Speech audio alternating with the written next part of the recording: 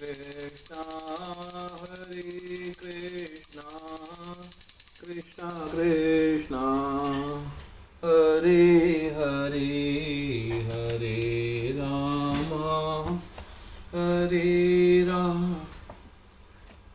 राम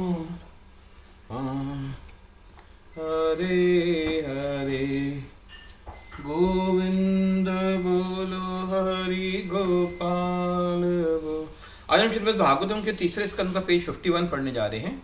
मेरे चरणों को धोकर गंगा तीनों लोकों को पावन करती है। यदि मैं अपने भक्तों की चरण धूलि को अपने सर पर धारण करता हूं तो फिर भला अन्य कौन वैसा करने से मना कर सकता है। मेरे इन दोनों सेवकों ने मेरे मन को न समझते हुए आपके प्रति अपराध किया है, परंतु इन्हें अपनी करनी पर पश्चाताप है। यदि आप प्रसन्न हों तो कृपया इन्हें वरदान दीजिए कि ये दंड भोगने के पश्चात वे यथाशीघ्र मेरे संग में यहाँ लौट आएं।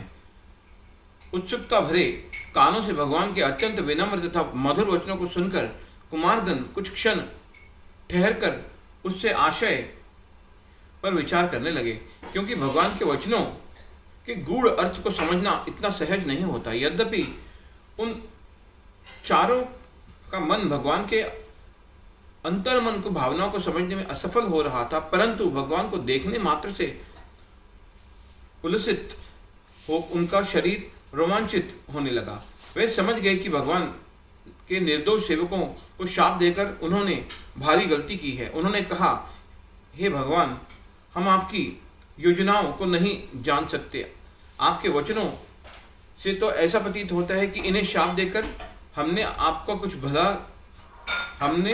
कुछ भला किया है। वस्तुतः इस दृष्टि में एकमात्र आप पूजनीय हैं और आपके द्वारा ब्राह्मणों का आदर सम्मान करना एवं उनकी पूजा करना जगत को शिक्षा देने के लिए है। हे प्रभु, आप इन दोनों निर्दोष सेवकों को अथवा हमें जो भी दंड देना चाहें, हम निष्कपट भाव से सहर्ष उसे स्वीकार करेंगे। भगवान ने कहा, हे ब्राह्मणों, जय विजय को तुम्हारे द्वारा दिया गया दंड मेरी ही योजना का एक अंग है और अब ये दोनों आसुरी परिवार में जन्म लेंगे। क्रोधवश अपना चित्त मुझ में लगाए रखते हुए ये सदैव मेरा संग प्राप्त करेंगे और अपने इन जन्मों की अवधि पूरी होने पर वैकुंठ लौट आएंगे।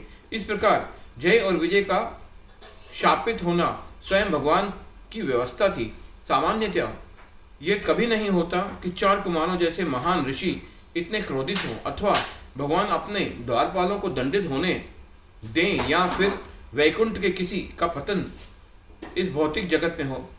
कई बार भगवान युद्ध का आनंद लेना चाहते हैं, परंतु चूंकि वैकुंठ में कोई उनका शत्रु नहीं है, इसलिए अपनी इस इच्छा को पूरी करने के लिए उन्हें भौतिक जगत में अवतरित होना पड़ता है। परंतु इस प्रकार की लीलाएं भगवान केवल अपने प्रिय भक्तों के साथ ही करना चाहते हैं और इसलिए वे शत्रु पक्ष की भूमिका के लिए अपने अत्यंत घनिष्ठ पार्षदों का चुनाव करते हैं। संसार के रोमांच पर युद्ध के अभिनय का सुख लेकर भगवान अपने भक्तों को वापस वैकुंठ बुला लेते हैं। तत्पश्चात चतुष्कुमारों ने भगवान की प्रदक्षिणा की और उन्हें प्रणाम किया और वैकुंठ के द्वार से वापस लौट गए।